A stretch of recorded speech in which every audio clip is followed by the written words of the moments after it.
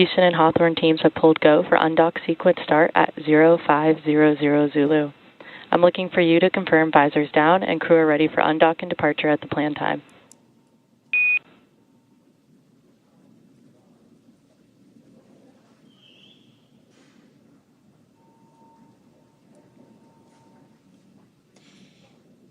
And we did just hear confirmation that the team in Mission Control and the team in Hawthorne did pull go for undocking. We might hear some continued communications. Freedom. Visors are down and we are go for undock at the planned time. SpaceX copies. Crew are configured for undock. And so that was the voice of NASA astronaut Nick Hague, who is the commander of Dragon, giving the confirmation that they heard the go. So good news, we are continuing to progress down the timeline today for an undocking at 10:05 p.m. Pacific time here in Hawthorne. Now, Mission Control in both Houston and Hawthorne will be backing them up today as we step through undocking. And speaking of Mission Control Houston, let's go over to the voice of NASA, Rob Navius at the Johnson Space Center in Houston, to talk a bit about how the station crew have been preparing to send the crew home and what we can expect from here until Dragon departs station. Rob? Well, thank you, Sandra. It's been a busy morning so far. About 2 hours ago, the 4 departing Crew 9 crew members did gather in the Harmony module right at the passageway through International Docking Adapter number 2, which connects Harmony with the Dragon Freedom. They had a final opportunity to say goodbye to one another, a final opportunity for the remaining crew members on the station, members of the Expedition 72 crew, to take photographs. As you see there, Sonny Williams and Butch Wilmore were already suited up in their SpaceX entry suits. Once that was completed and the crew floated back into Freedom, Nick Hague and Alexander Gorbunov also suited up. Now, just for the statistic freaks out there, we can tell you that Williams and Wilmore, whose mission, of course, was extended. They launched back on June 5th aboard the Boeing Starliner spacecraft. Last August, NASA decided to bring them home on the Dragon Freedom spacecraft with Crew 9. They will come home with a splashdown on Tuesday afternoon with 286 days in space, a mission encompassing 4,576 orbits of the Earth and 121.3 million miles. But just to put it into context, not the longest single space flights in U.S. history. That distinction belongs to Frank Rubio, who remained on the station for 371 days when his Soyuz spacecraft experienced a coolant leak. He's followed on the list by Mark Vande Hei with 355 days, Scott Kelly with 340, Christina Cook with 328, and Peggy Whitson with 289 days in space. So although Williams and Wilmore have in fact had an extended mission, it's not a record-breaking mission. As we stand by for the final procedures to be encompassed here in Mission Control, you're looking at Flight Director Marcos Flores, who is the lead Crew 9 flight director here. To his right is spacecraft communicator Tess Caswell, who will be talking directly to the crew during the undocking phase and during the time that Dragon moves toward the approach ellipsoid, that mythical line in the sand where we complete integrated operations and turn over everything to the folks in Hawthorne to bring Crew 9 home for its splashdown in the Gulf of America on Tuesday afternoon. With that, we'll turn it back to you guys in Hawthorne and stand by for undocking. Thanks so much, Rob.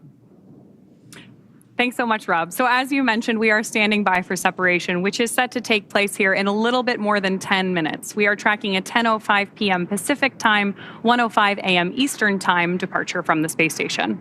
And as we mentioned earlier, just like during its approach to the International Space Station, Dragon's departure and deorbit is designed to be fully autonomous, requiring no action from the crew on board. Departure is typically faster and a little bit easier since the crew won't have to stop at any waypoints like we see when a spacecraft arrives to the space station.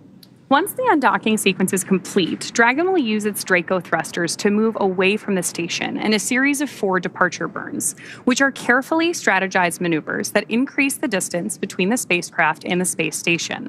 From there, a phasing burn will place Dragon on a trajectory to align it with the splashdown site. At the moment, the crew is suited up as they are during what we call dynamic phases of flight. And we did hear a call out a short time ago for the crew to go ahead and put their visors down ahead of the actual undocking itself. Before they depart the International Space Station, let's take a quick moment to get to know the crew we're bringing home tomorrow for the splashdown rather. U.S. Space Force Colonel Nick Hague is your Crew 9 commander. He was selected by NASA as an astronaut in 2013, and this was his second space flight to the International Space Station and third launch overall. He spent 171 days in space with Crew 9 and has a career total of 374 days in space. During his mission, he completed a spacewalk with astronaut Sonny Williams. That was his fourth spacewalk, earning him a career total of 25 hours, 56 minutes of spacewalking time. Before Crew 9, Hague previously served as a crew member of Expedition 59 and 60 back in 2019. He flew with Alexei Ovchinin and NASA's Christina Koch, so this is actually his second time sharing the space station with Ovchinin. The Kansas native is a test pilot and distinguished graduate of the United States Air Force Academy. Nick spent 5 months in Iraq in support of Operation Iraqi Freedom, and he voluntarily transferred from the United States Air Force to the U.S. Space Force in 2021. And he is an active colonel. His wife, Katie, is a retired U.S. Air Force colonel, and they have 2 sons. NASA astronaut Sonny Williams is a mission specialist for Crew 9. This was her third visit to the space station. She originally launched aboard Boeing's Starliner spacecraft and arrived at the space station on June 6th.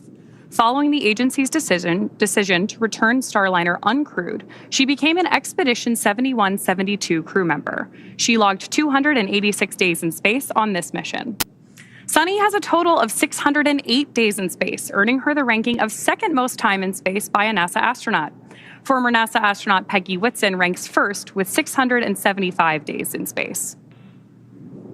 Sonny conducted 2 spacewalks and has completed 9 over the course of her career, for a total of 62 hours and 6 minutes of spacewalking time.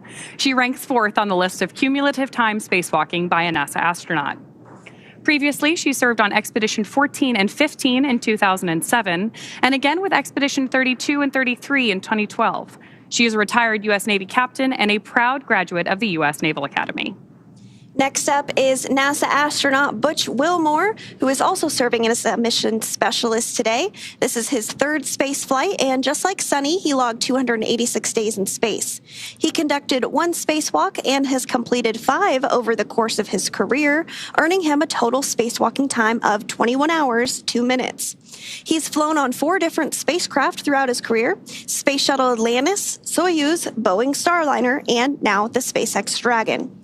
Previously, the Mount Juliet, Tennessee native served on STS-129 in 2009 and Expedition 41 and 42 from 2014 to 2015. Wilmore is also a retired captain in the U.S. Navy. Alexander Gorbanov is the third mission specialist serving on today's mission. Crew 9 was his first spaceflight to the space station, earning him a total of 171 days in space over the course of his career. Gorbanov, along with Nick Hague, saw the arrival of 4 visiting vehicles and saw the departure of 4 as well. The duo orbited the Earth more than 2,700 times. Before his cosmonaut selection in 2018, Gorbanov worked as an engineer for a rocket space corporation and helped support cargo spacecraft launches from the Baikonur Cosmodrome. There is an amazing amount of diversity and experience behind the crew coming home today. Yes, absolutely. And so we are targeting undocking today at 10:05 p.m. Pacific, just a few minutes here from now. There will be an undock command that is sent first. That is expected at 10 p.m. Pacific time. And then it'll take a few minutes for us to actually see the physical separation and everything. But we are getting views right now of Dragon Freedom. What you see on that black portion of your screen there is some of the solar rays that help collect power for the spacecraft. That will remain intact during the phasing, which is about 17 hours for this particular flight. But before splashdown tomorrow afternoon, which we are targeting at 2:57 p.m. Pacific, that portion of Dragon will actually be jettisoned. So it'll just be the white portion that we'll see splashdown. But we're not quite there yet. First, we need to have the spacecraft undock. So again, targeting undock at 10:05 p.m. Pacific time this evening. That's absolutely right, Sandra. So right now what we're doing on board Dragon is preparing for that undocking sequence to be commanded. Undocking from the space station basically involves separating the umbilicals and those attachment hooks that we use to dock Dragon to the space station. So we're effectively doing what we did during the docking procedure here, but in reverse. All of that in preparation for splashdown tomorrow. Freedom, SpaceX on the Big Loop, undock sequence commanded. And right on schedule, we've got confirmation of that undocking sequence command. Freedom copies.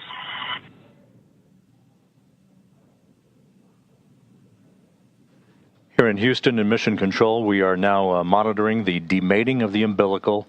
This is the mechanism that provided electrical power to the Dragon Freedom during the time it was docked to the zenith or space-facing port of the Harmony module. Originally, Freedom docked at the forward port of Harmony and then back on November 3rd with Williams, Wilmore, Hague, and Gorbanoff on board. Umbilical demate reported to be complete. As we stand by for the initiation of the opening of the hooks, 2 gangs of hooks, 12 hooks in all, holding Dragon to the docking port on the zenith side of Harmony.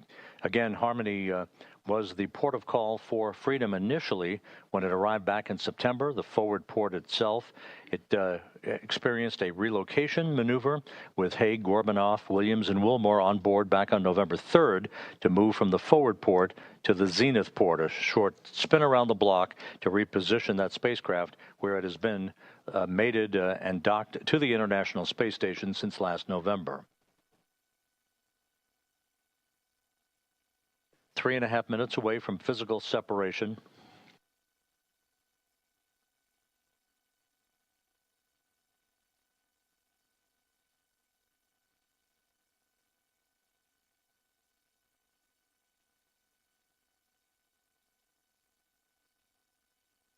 Once the physical separation occurs between Dragon and the docking port on Harmony, it will begin to move above the station at a very slow rate of about 1/10 of a meter per second. Then we'll move behind the station.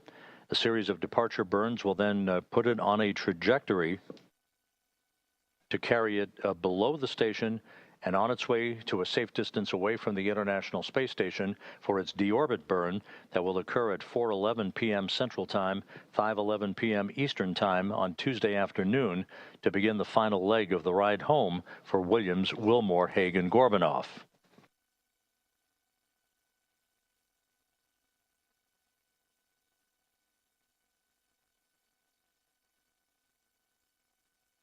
Two and a half minutes to go until physical separation. All systems reported to be in great shape. The latest weather forecast off the coast of Florida at the splashdown sites indicates pristine weather for the arrival of the Crew 9 crew on Tuesday afternoon. Open and nominal. The first gang of hooks has opened, standing by for the second. Springs on both sides of the docking interface will push off against one another to initiate that opening rate for Dragon.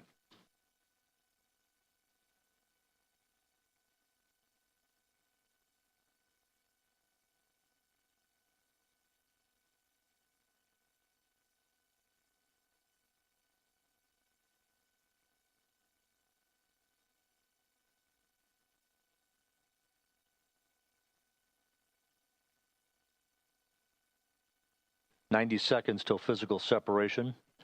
Heading into the home stretch for Williams and Wilmore, the beginning of the end for a 9.5-month mission in space."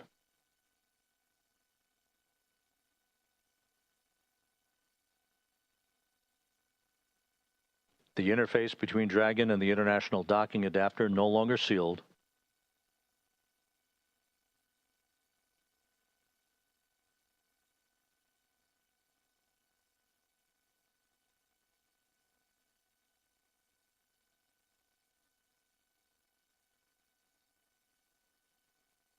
The International Space Station and Dragon flying from southwest to northeast across the Pacific Ocean at an altitude of 261 statute miles.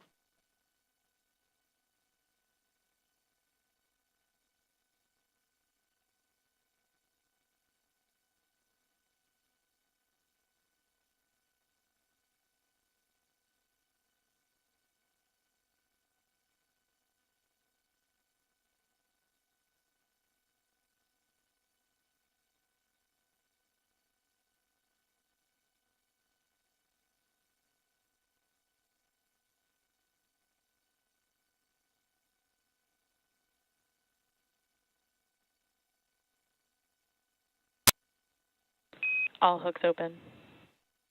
All hooks are open.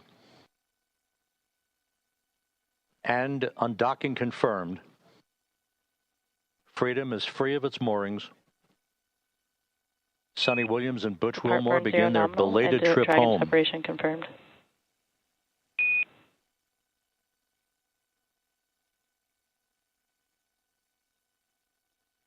Undocking occurring right on time at 12:05 a.m. Central Time, 1:05 a.m. Eastern Time.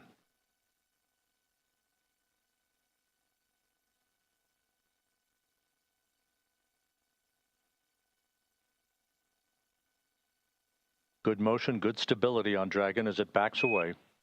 Freedom, SpaceX on the big loop, depart burn 0 nominal.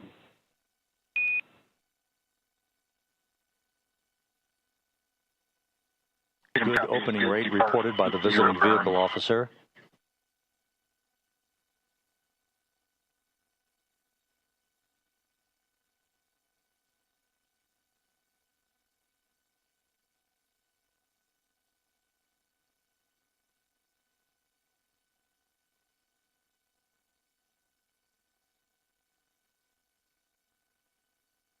Dragon's attitude control system functioning as advertised.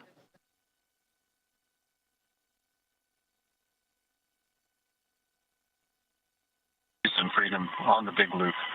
On behalf of Crew 9, I'd like to say it was a privilege to call station home, to live and work and be a part of a mission and a team that spans the globe, working together in cooperation for the benefit of humanity. To our colleagues and dear friends who remain on the station, Alex and Vapor, Todd, Grill, we know the station's in great hands. We're excited to see what you guys are going to accomplish, and we'll be waiting for you. Crew 9's going home.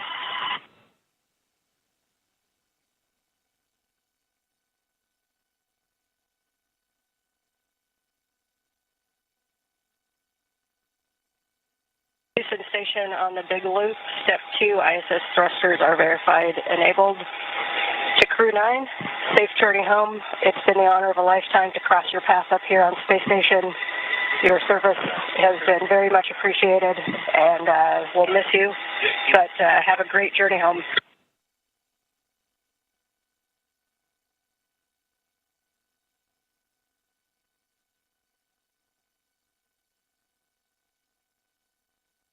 And this is Zach. I wish we could spend more time with you guys, but many people who love you and whom you love are waiting for you. So safe travel, Godspeed.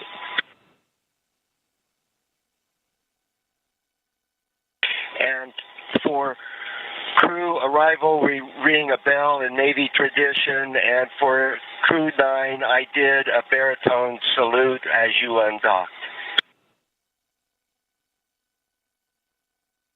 Love you guys.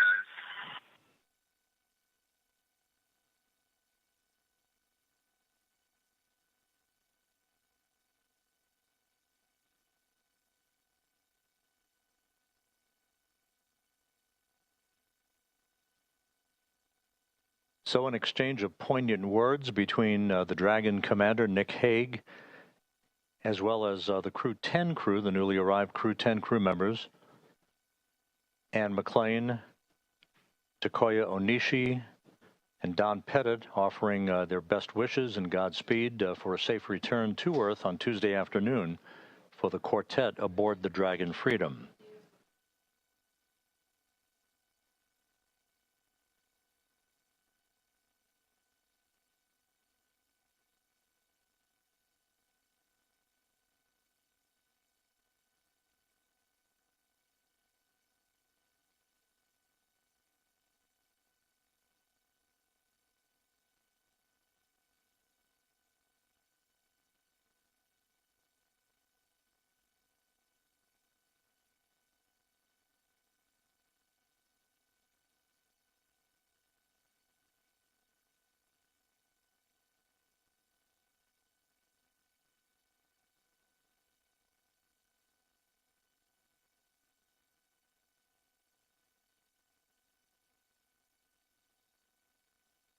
Dragon continues an opening rate away from the zenith port of the Harmony module of the International Space Station.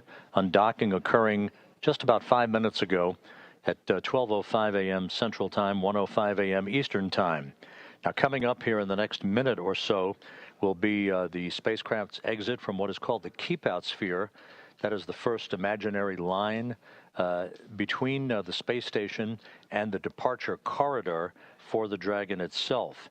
That will be followed by Dragon maneuvering to a Sun communications pointing orientation and to enable better communications between the tracking and data relay satellite system and Dragon's communications capability itself. The approach ellipsoid exit, that basically is the end of integrated operations, where Dragon will cross that imaginary line to move beyond the neighborhood of the station, as it were, is scheduled about 14 minutes from now.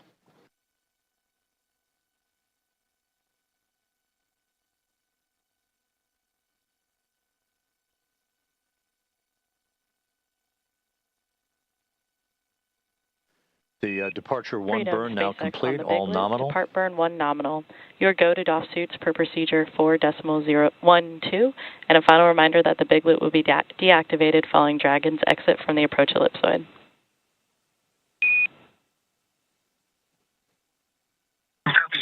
Good depart 1 burn, and we are go to doff suits. That's in work momentarily. We'll expect to go off big loop when we get outside the field, sir.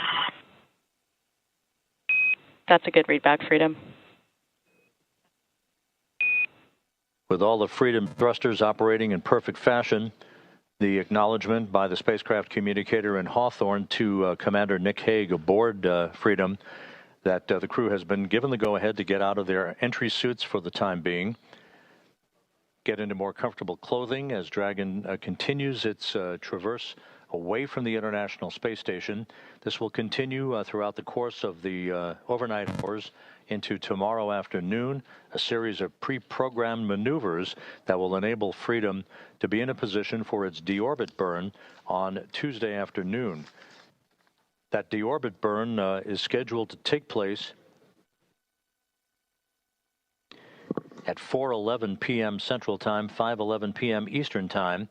It'll be a 7-minute, 29-second braking maneuver to enable Dragon to slip out of orbit. Its velocity slowed by 53.2 meters per second, enabling it to begin its high-speed entry back through Earth's atmosphere and a parachute-assisted splashdown off the Gulf of Mexico and the Gulf of America at 4:57 p.m. Central, 5:57 p.m. Eastern Time.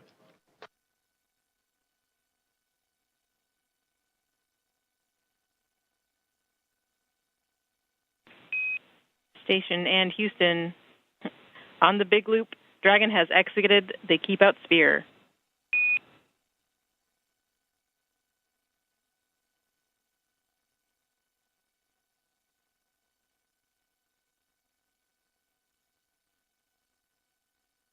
Station copies. Freedom, SpaceX on the big loop. Dragon acknowledging has exited the approach ellipsoid and is on a 24-hour safe free drift path. Configure comm for Dragon to ground in preparation for big loop deactivation.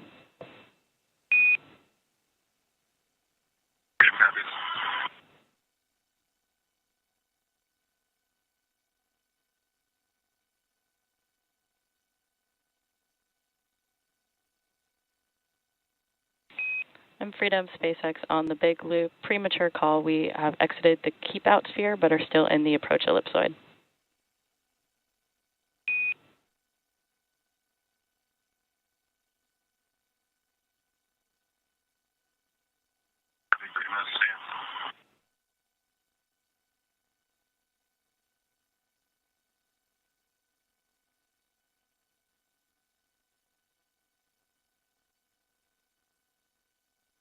SpaceX Freedom, come check on the hidden light.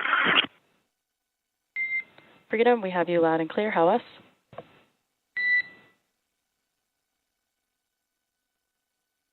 With Dragon having crossed the keep-out sphere, next major milestone will be the exiting of the approach ellipsoid to depart the neighborhood of the station. With that, we'll toss it for the moment back to Hawthorne and Veronica and Sandra. Thanks so much, Rob. As Rob just mentioned, we are now waiting for Dragon to exit the approach ellipsoid, also known as AE, which is another imaginary shape, this time a three-dimensional ellipsoid measuring 4 kilometers by 2 kilometers by 2 kilometers, in the same family as the Keep-Out Sphere. It's one of several safety zones set up to govern visiting spacecraft, either arriving or departing the station. Before moving into the Keep-Out Sphere or the approach ellipsoid, spacecraft have to be configured where they would not cross the imaginary boundary for a set period of time, even if the spacecraft lost all maneuvering. That's right. And that approach ellipsoid, once we get past that milestone, will be something that we call the end of integrated operations. And integrated operations means that we are talking to each other on the big loop. So we did hear those communications back and forth. The big loop is essentially not only the crew on the International Space Station, the crew in Dragon, but also both Mission Control Houston and in Hawthorne. Hence the name The Big Loop, because they're all working together to make sure that they have common communications during some of these dynamic portions of flight. So again, we are standing by for approach ellipsoid exit at 10:24 p.m. Pacific time. And on your screen there, we are getting a view of Dragon from the International Space Station, now quite a bit smaller than when we just saw a few minutes ago, undocking at 10:05 p.m. Pacific. Also in the line of sight there, we have a small view of the Canada arm, which is a robotic arm that helps do some maneuvering and is utilized a lot during spacewalks on board the International Space Station. So to recap, the hatches between the International Space Station and Dragon were closed earlier today at 8:05 p.m. Pacific, 11:05 p.m. Eastern. Since then, the crew has settled in and is working to take off their spacesuits for their 17-hour journey back to Earth. The joint NASA and SpaceX teams did, of course, poll go to proceed with undocking, and that undocking command was then sent at 10 p.m. Pacific, followed by umbilical retraction and hooks opening, with physical separation taking place at 10:05 p.m. Pacific, as the Space Station and Dragon were traveling 261 statute miles off the coast of Guam over the Pacific Ocean. Dragon then completed 2 of 4 departure burns and has exited the Keep-Out Sphere, and we are now just minutes away from Dragon crossing the approach ellipsoid to set the spacecraft and Crew 9 up for their path back to Earth.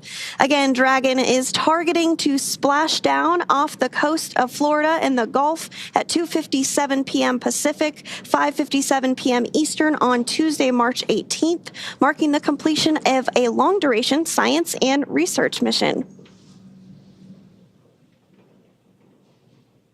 Great views right now on your screen of Mission Control here in Hawthorne, California.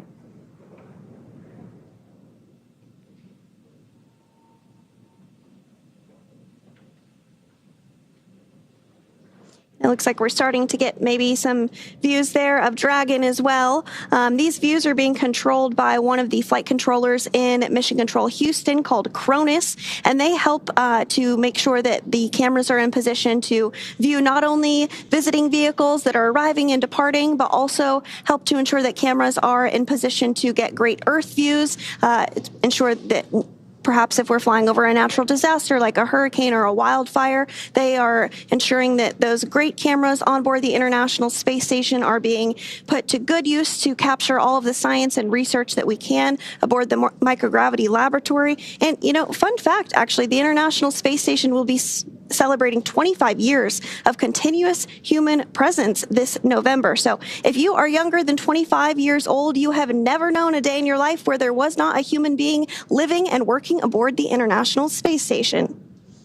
That is so cool to me. It's just this amazing step forward for human exploration in space. And with that, we're going to check back in with Rob Navius at the Johnson Space Center one more time. Go ahead, Rob. Thank you, Sandra. You mentioned that continuous presence on board the International Space Station. We are approaching the point of the approach ellipsoid exit, which will mark the end of integrated operations with the International Space Station and the flight control team here in Houston.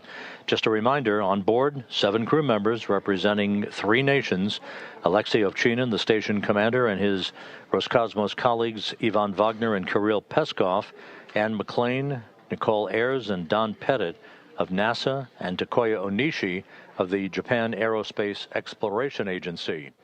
Ovchinin, Wagner, and Pettit are next up to depart the station on April 19th.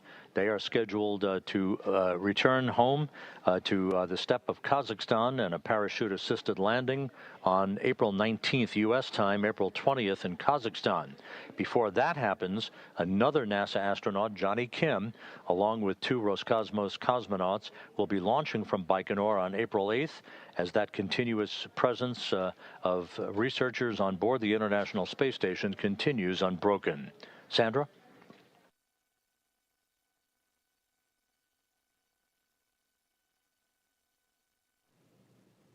And thank you so much, Rob, for that update. We really appreciate you joining us here as you spent your evening in Mission Control Houston. Again, we are continuing to get these views following Dragon's undocking from the International Space Station at 10:05 p.m. Pacific time.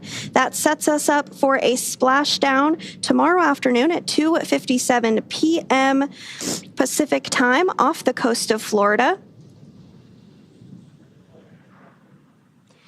And so we did mention that the crew was busy with a lot of science and research investigations during their time on board the International Space Station. That really is the whole point of the International Space Station, is to conduct science and research investigations, eventually leading to longer duration missions to the moon and then on to Mars.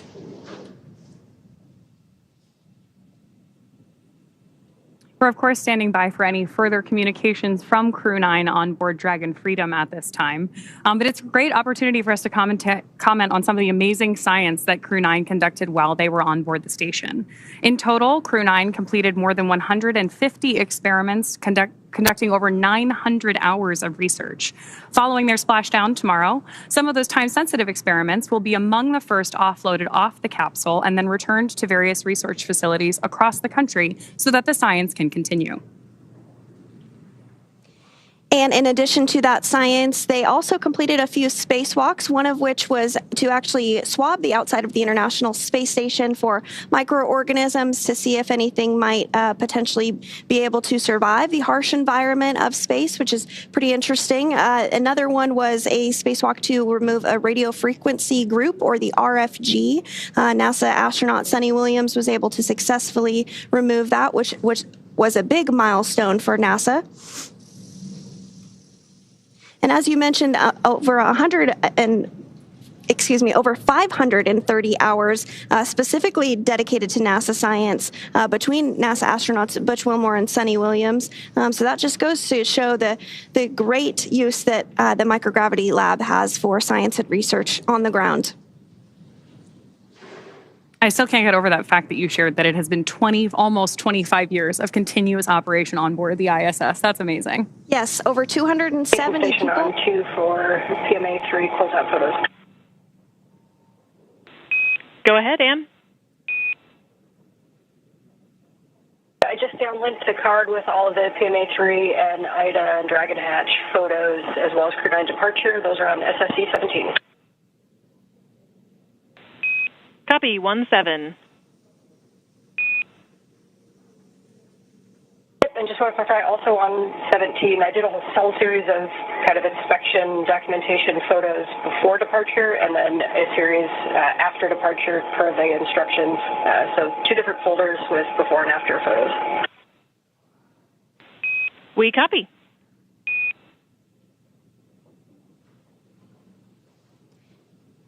And that was the voice of NASA astronaut Ann McClain, who is still on board the International Space Station, stepping through procedures with the ground to wrap up after undocking, taking some photography of the hatch that the team on the ground will inspect, make sure everything checks out just fine. So we are awaiting the confirmation that Crew Dragon Freedom has exited the approach ellipsoid. We're expecting that here in just a couple of seconds here, really. So we might hear that call out here shortly. And again, if you're just joining us, the approach ellipsoid is a 3-dimensional ellipsoid measuring 4 kilometers by 2 kilometers by 2 kilometers in the same family as the keep-out sphere. One of the key differences with the AE is that vehicles outside of it have to be on what we call a 24-hour safe free drift trajectory, which means that the spacecraft would not cross into the approach ellipsoid for at least 24 hours again, even if it lost all maneuvering.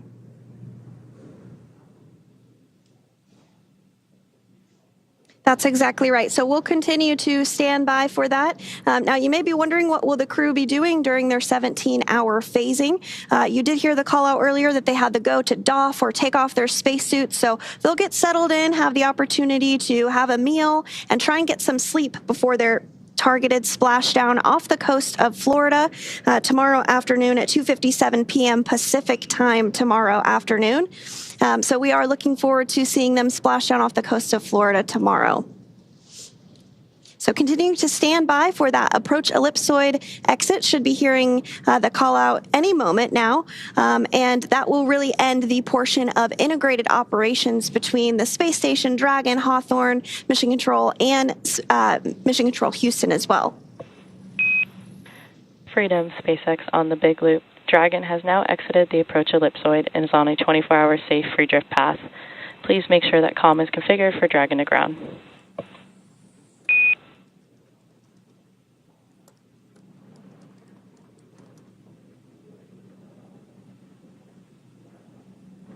And SpaceX Freedom on Dragon to ground. Understand we're out the approach. Ellipsoid, 24-hour freedom.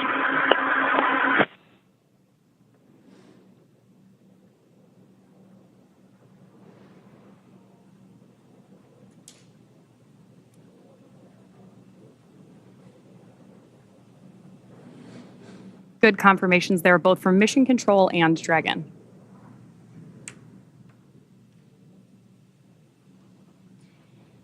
And again, we did hear confirmation that Dragon Freedom has now exited the approach ellipsoid, or AE, which is that imaginary shape that's three-dimensional ellipsoid measuring 4 kilometers by 2 kilometers by 2 kilometers in the same family as the keep-out sphere. So one of the key differences with the AE is that vehicles outside of it have to be on what we call that 24-hour safe free drift trajectory. This means that the spacecraft would not cross into the approach ellipsoid for at least 24 hours, again, even if it lost all maneuvering. With that, Crew 9 has officially departed the International Space Station. As Sandra mentioned, it will take them about 17 hours until they make their way back to Earth. So the crew is currently settling, as Sandra mentioned, for a little bit of dinner, or maybe get their suits off before they take some time to rest before returning to Earth. Dragon is, of course, targeted to splash down off the coast of Florida tomorrow at 5:57 p.m. Eastern, 2:57 p.m. Pacific on March 18th, followed by the crew getting picked up at sea by a SpaceX recovery vessel.